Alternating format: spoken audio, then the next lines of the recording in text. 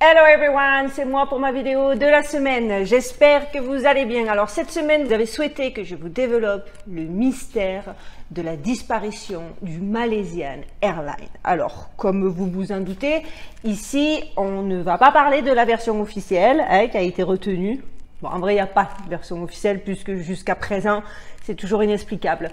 Mais plus ou moins, vous savez comment ça se passe, plus ou moins, on a des versions qui sont tenues pour vrai dans l'inconscient collectif alors que rien n'est expliqué. Bon, ici, on va aborder le sujet sous un angle que honnêtement, j'ai très peu vu chez les youtubeurs et qui implique un très étrange message. La disparition du Malaysian Airlines, c'est maintenant.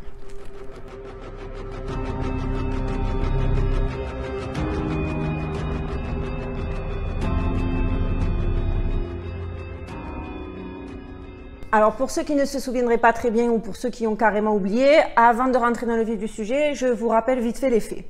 Il est 0h41 en Malaisie, le 8 mars 2014, lorsque le MH370 décolle de l'aéroport de Kuala Lumpur pour rejoindre la ville de Pékin en Chine. Une destination que les 227 passagers et les 12 membres d'équipage n'atteindront jamais. Quelques dizaines de minutes après le décollage, l'avion disparaît des écrans radars et ne donne plus jamais aucun signe de vie. 6 ans après, la cause exacte de la disparition de l'appareil n'est toujours pas connue. Aucune trace du Boeing 777 n'a été retrouvée dans les zones de recherche du sud de l'océan Indien, située au large de l'Australie et grande de plus de 120 000 km². Les recherches se sont officiellement arrêtées en janvier 2017 après plus de 2 années infructueuses. Alors, comme vous le savez, on a eu le droit à tout un cheptel de théories. Alors, l'avion pourrait avoir été abattu par un missile lancé par les États-Unis lors d'exercices militaires menés conjointement avec la Thaïlande, en passant par l'avion est devenu invisible pour finalement nous vendre comme pseudo-officielle raison, théorie, appelez ça comme vous voulez, le suicide du pilote dépressif, bien que la famille affirme que c'est en aucun cas possible. Il était papa de 2 enfants, pas d'antécédents, le gars, il était, de ce qu'on a pu voir, il respirait la joie de vivre, bref. Mais bon, c'est ce que les gens, globalement, je me suis rendu compte, c'est ce que globalement les gens avaient retenu de l'affaire. Et comme peu de temps avant, il y avait déjà un pilote d'avion, je ne sais pas si vous vous souvenez, qui s'était malheureusement suicidé en entraînant tous les passagers de son avion, c'était vite fait, bien fait, plié et... Allez, mangez brave gens. Alors, bien évidemment, cette histoire de pilote suicidaire n'est absolument pas crédible. On sait tous que le vol MH370 a disparu et la version officielle ne tient pas la route une seconde. Le Boeing 777, c'est l'avion, faut savoir, le plus sûr du monde. Kuala Lumpur, Pékin, c'est un vol de routine. Il y en a des dizaines et des dizaines par jour. Les conditions météo étaient également idéales. Mais cet avion disparaît quand même. Il y a des centaines de personnes à bord avec des téléphones portables. Il y a des tonnes d'électronique et pourtant rien. Pas un appel, comme par exemple on a pu le voir dans le World Trade Center. Il y a des gens qui ont reçu des mails, il y a des gens qui ont essayé de contacter. Il y a eu une activité, donc ça prouve bien qu'en cas de prise d'otage ou whatever, le fait que ça disparaisse comme ça d'un coup, sans que personne n'entende, ne voit, ça reste quand même très étrange. Bon, il faut arrêter de dire que cette histoire est incroyable. Il faut dire qu'elle n'est juste pas crédible. Il y a plusieurs autres incohérences qui, entre nous soit dit, relèvent de l'énigme. Alors moi, cette histoire, elle m'a fascinée. Un avion qui disparaît, je me suis fait des scénarios à la Lost. J'ai imaginé les univers parallèles, c'est pas dit que ce soit pas vrai, mais je suis tombée par hasard sur cette histoire qui, tout a commencé en 2018 avec Tai, un utilisateur ordinaire de Twitter. Je tiens à spécifier que cette personne possédait son compte Twitter depuis longtemps et qu'il n'a jamais montré aucun intérêt pour une quelconque théorie de conspiration de quelque sujet que ce soit. C'était un Twitter lambda, commenter l'actualité, des kiffs avec ses potos, rien Parce qu'après, encore une fois, tout de suite, ah ben c'est encore un illuminé, c'est encore un mec qui cherche la petite bête. Non, non, non, pas du tout. Le profil n'est pas le bon. Écoutez-moi bien, pas le bon. Donc, le 13 mars, Tyler a posté un enregistrement d'un curieux message vocal qu'il avait reçu sur son téléphone portable et a demandé aux tweetos de l'aide pour le traduire parce que c'était assez surprenant, assez inattendu et qu'il avait beau retourner ça dans tous les sens, il ne comprenait pas. Écoutez le message.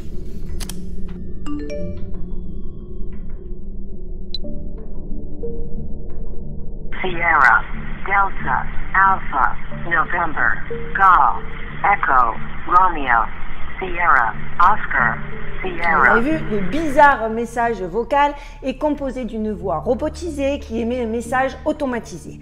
De prime abord, comme vous pouvez l'entendre, il s'agit d'une liste de mots sans plus de sens que ça.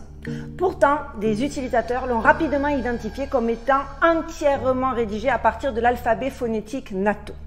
Vous savez, l'alphabet phonétique NATO, c'est un alphabet qui est utilisé par l'OTAN, donc les militaires, hein, et qui est utile pour prévenir les erreurs d'épellation. Les erreurs d'épellation. Quand on épelle, épellation. Excusez-moi. Les erreurs d'épellation. Ouais, ça doit être un bon mot en français. Mais qui est pour l'instant qui m'échappe. Donc, cet alphabet phonétique de l'OTAN qui est utile pour prévenir les erreurs d'épellation ou les problèmes de communication, en particulier lorsque des personnes de pays différents communiquent entre elles. Par exemple, si je veux épeler le début de mon pseudo, je vais vous dire Mike, Alpha, Zulu, India, Mazi. Ok? On est comprend? Ok, vous me suivez? Donc, c'est là que la lue commence. Le message a été traduit pour être lu S, notez, il y a un S au début, c'est important pour la suite. Danger, SOS, il vous est dit d'évacuer, soyez prudents, ils ne sont pas humains. 0, 4, 2, 9, 3, 3, 9, 6, 4, 2, 3, 0, SOS, danger, SOS. Voilà ce que le message signifie. Une fois décrypté, signifie. Alors bien évidemment, la réaction de la twittosphère ne s'est pas fait attendre et le tweet a rapidement attiré l'attention de tout le monde. D'autres utilisateurs de Twitter ont commencé à réagir avec diverses théories. On est d'accord que le message, hein, dites-moi, personnellement, moi je reçois ça, je suis flippée. Déjà je suis flippée un peu de nature, mais si je commence à recevoir des messages codés par téléphone, je peux vous dire que je vais rapidement ne plus pouvoir dormir. Bref, regardez maintenant la série de chiffres. On a d'abord spéculé que le message vocal servait d'avertissement pour une apocalypse imminente. Donc bon, clairement c'était pas ça, hein, puisque à moins qu'on soit mort et qu'on ne le sache pas. Je rigole. Et finalement, quelqu'un a eu l'idée de rentrer les chiffres dans Google Maps. Et là, oh, les données géographiques donnaient une position très près de la Malaisie et pile poil l'endroit où l'avion Malaysia Airlines avait disparu complètement des radars comme par enchantement. Alors, coïncidence? Je suis pas sûre. Après cette découverte, là, il a commencé à poster d'autres messages qu'il recevait de manière assez récurrente sur son compte Twitter. Un était en indonésien, un autre était en malais, 2 en morse et un qui semblait être composé de 5 groupes de chiffres. 20, 8, 25, 1, 18, 5, 20, 1, 11, 9, 14, 7, 15, 22, 5, 18, 4, 18, 18. Alors, comme pour le précédent message, plusieurs utilisateurs ont tenté de décrypter le message en morse et ce qu'il en est ressorti, c'était qu'apparemment, le message disait « ils prennent la relève ». Et après, certains ont dit que les séquences numériques font allusion au 18 avril comme une sorte de compte à rebours, de ravissement ou le jour où ils prenaient le dessus. Vous trouvez ça flippant? attendez la suite, mes amis, attendez la suite. Il est inquiétant de constater que quelques nuits avant de commencer à recevoir des messages de plus en plus fréquents, Ty a publié un article sur un événement étrange au cours duquel un inconnu est passé chez lui en voiture et a pris des photos autour de 3 heures du matin en utilisant un flash. Genre, il était tranquillement dans son lit et il a commencé à voir comme s'il y avait une party avec des strombinoscopes à l'extérieur de chez lui, alors qu'en fait c'était quelqu'un qui prenait des photos. Puis pas discret. En même temps, si tu prends des photos, il te faut bien un flash, quoi. Bref. Il pense maintenant que l'homme qui avait l'appareil photo est lié à la boîte vocale et au message direct qu'il a reçu. J'ai vu ce jeune homme en interview, il a été vraiment flippé. Hein. Vraiment, il cherchait pas le buzz, c'était pas quelqu'un qui a monté... Enfin, vous allez voir, je m'égare.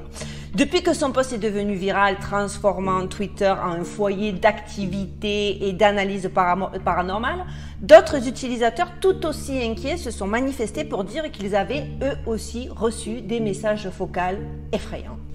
Et là, dans ce mélange bouillonnant de personnes un petit peu sur le qui-vive, qui cherchaient une explication juste de base pour taire un petit peu leur peur et pour pas tomber dans un flip complet, il y a l'hypothèse de la boîte noire qui a commencé à émerger. Les tweeters ont spéculé que le message vocal était en fait un enregistrement de la boîte noire de l'avion, ce qui expliquerait pourquoi le message principal contient SOS. Pour ceux qui l'ignorent, ce qu'on appelle la boîte noire dans un avion est un enregistreur de vol, un enregistreur de données.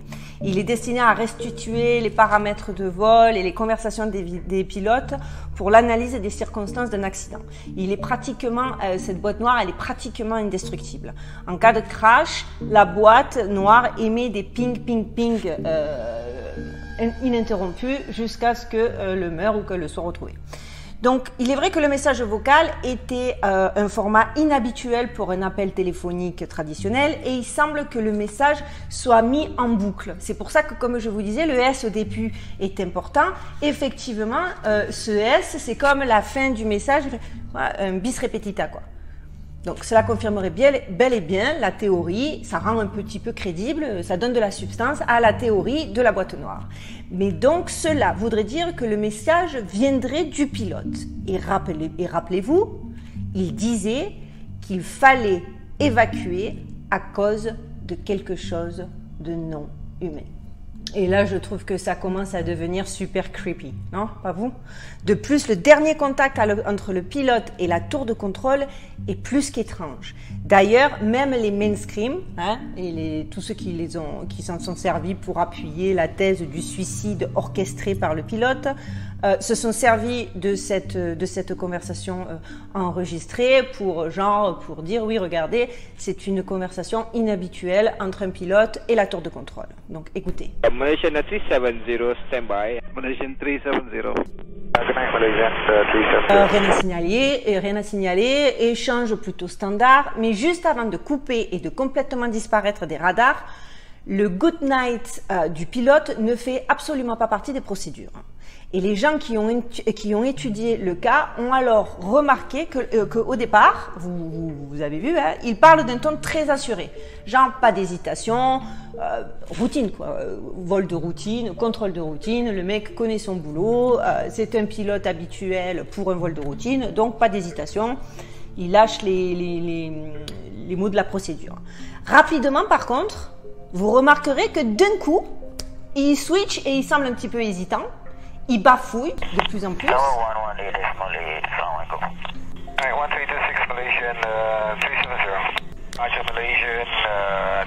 Puis juste avant de dire good night, on perçoit brièvement une autre voix. Malaysian 370. Malaysian 370. Donc de là, évidemment, des théories ont commencé à fuser pour explorer l'éventualité que quelqu'un ou quelque chose serait rentré dans le cockpit et que c'est pour ça que d'un coup, le pilote il est déstabilisé et qu'il se met à balbutier. Et pourquoi ce good night complètement déplacé et pourquoi juste après, l'avion a complètement disparu des radars, quoi. Disparu. Et le truc, c'est que ça ne s'arrête pas là, parce qu'il y a carrément d'autres utilisateurs qui se sont penchés sur le cas et qui ont mis vraiment, les gens se sont donnés corps et âme. Hein. Ça a duré des mois, des vraies investigations, des gens de tous bords, de toutes capacités, des ingénieurs. Et justement, il y en a un d'entre eux, dont le pseudo c'était Baspir, qui est notre utilisateur, donc qui a reçu le même message automatisé que Type. Sauf que son enregistrement comporte un long message avant que la voix ne se lance dans l'alphabet phonétique de l'OTAN. Voici ce qu'il dit. Je vous le lis. Ce n'est pas un test, ce n'est pas une blague. Ces dernières années, nous avons voulu envoyer un message vocal automatisé à des personnes qui comprennent et qui n'ont pas peur. Un message qui fera connaître la vérité à beaucoup de gens. La vérité que d'autres êtres biologiques ont marché sur la création suprême qui soutient la vie. La Terre. Une planète créée tout comme la nôtre, avec des avancées technologiques. Vous, en tant que race humaine, vous êtes restés forts et vivants. Mais alors que le chaos s'installe sur votre planète, nous devons nous montrer pour prouver qu'il existe différentes façons de maintenir la paix. Beaucoup ne sont pas d'accord avec ce que nous disons, alors ils peuvent nous traquer. Donc on se doute de qui c'est le beaucoup qui peuvent les traquer parce qu'ils ne sont pas d'accord avec le fait qu'on peut rendre une humanité meilleure. Hein. Vos réalisations sont les suivantes. Vous avez créé des religions sur un Dieu irréaliste et partial. Vous avez créé un gouvernement qui est corrompu et qui va bientôt tomber. Votre armement n'est avancé que grâce à notre technologie que vous avez détournée de la nôtre. Les terres liquides que vous appelez vos océans contiennent de nombreux secrets dont certains, là il y a eu un passage inintelligible, ont sombré dans l'abîme. Nous nous ferons connaître au mieux de nos capacités. Dégagez votre espace aérien pour des conséquences sûres. Alors, il faut avouer que là, c'est quand même incroyable. Je comprends qu'il y a de quoi douter de cette théorie, hein, mais une chose est certaine, on ne sait pas pourquoi Tai, l'utilisateur de Twitter, était la personne qui a reçu le premier message hyper étrange. Et pourquoi comme ça, de manière complètement aléatoire. Par contre, il faut que vous sachiez que ce Tai, il a été traqué par les journalistes, traqué par tout le monde, parce qu'à un moment donné, il recevait tellement de messages de mort, parce que vous connaissez Twitter, hein, le système, les haters, carrément un terme pour expliquer que les gens te détestent sans même te connaître, c'est hallucinant, mais bon, ça c'est un autre sujet.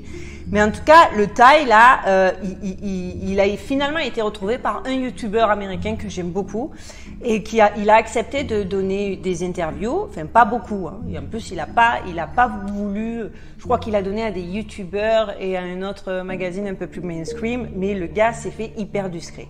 Par contre, il a confirmé que tout était vrai. Et j'ai vu l'interview, je peux vous assurer qu'il semble vraiment honnête, le gars, parce qu'il se pose autant de questions, il n'est pas dans l'affirmation, il n'est pas en train de dire oui, c'est ça, des gens ont tenté de rentrer en communication avec moi, venus d'ailleurs, ma théorie est la bonne, avouez que cet avion... non, pas du tout. Le gars, il comprend pas, il sait pas, il est très... il semble vraiment très très honnête dans sa façon d'appréhender le... Enfin, on sent pas le gars qui a une réponse à tout, qui a déjà tout prévu, qui sait, oui c'est moi, pourquoi, parce que je suis the one. On va savoir, hein, j'ai vu des malades affirmer pire que ça. En tout cas, une chose que les journalistes ont confirmé après avoir mené des investigations autour de Tai, c'est qu'il a vraiment reçu ce message et que des gens sont réellement venus devant chez lui prendre des photos de là où il vivait. Qu'il n'a jamais essayé de monter aucun canular que ce soit, qu'il n'a jamais trempé dans des théories conspirationnistes, qu'il n'a jamais essayé de faire du buzz. Et pour preuve, et d'ailleurs, il explique lors d'une interview qu'il n'a pas aimé la publicité qu'il a reçue, il a carrément, donc, comme je vous disais, reçu des menaces de mort et des commentaires haineux, et depuis, il a d'ailleurs désactivé son compte Twitter. Clairement, il n'a aucune motivation pour concocter un canular. Il ne comprend pas pourquoi c'est à lui que c'est arrivé, il pense que c'est soit une erreur de manipulation, soit un concours de circonstances. En tout cas, ça reste un mystère. Alors, bien évidemment, je n'ai pas la réponse à ce qui est véritablement arrivé à ce vol, mais si la théorie est certainement un peu farfelue, les spécificités du message sont inquiétantes et intéressantes. Il n'y a pas de preuve tangible que les passagers et l'équipage aient rencontré bien évidemment un extraterrestre ou une entité. Mais les coordonnées et le format du message font qu'il est peu probable qu'il s'agisse d'une simple farce. Et ça, c'est des conclusions qui ont été rendues officiellement par bon nombre de personnes qui ont accepté de se pencher sur cette étrange théorie. Parce que je suis désolée, même pour le plus rationaliste des rationalistes parmi les rationalistes, cette histoire, elle est complètement invraisemblable. Rendez-vous compte, on n'a jamais retrouvé aucun corps.